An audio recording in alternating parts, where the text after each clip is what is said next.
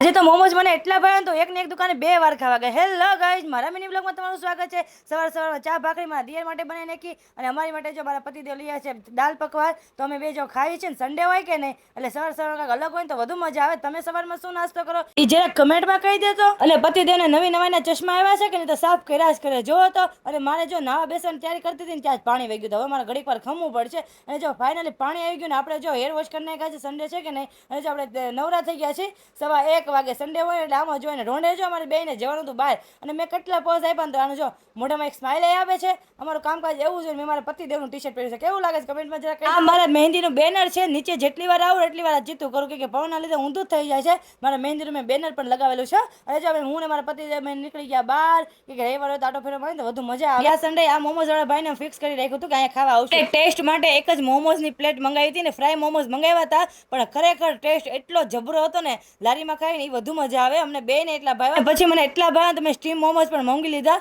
અને બે મોમોઝનો ટેસ્ટ એટલો જબરો હતો ને, હોટલ પણ ફીકો પડે એટલા જબરા હતા. અમને બે ને બહુ ભાવ્યા અને મને તો એટલા ભાવ્યા ને તો વાત પૂછોમાં. અને પછી જો અમે બે ડિમાન્ડમાં આવી ગયા. રવિવારે અમે આટા ફેરવા મને ગમે ત્યાં જગ્યા ગોતી લેવી. ડિમાન્ડમાં આમથી આમ ફર્યા અને મેં પણ 2-3 પોઝ માટે જો તો વસ્તુ જોઈ લીધી. વસ્તુ કાંઈ લીધી નથી, અમે બે કાંઈ લેવી નહીં પણ જોઈ બધું જો.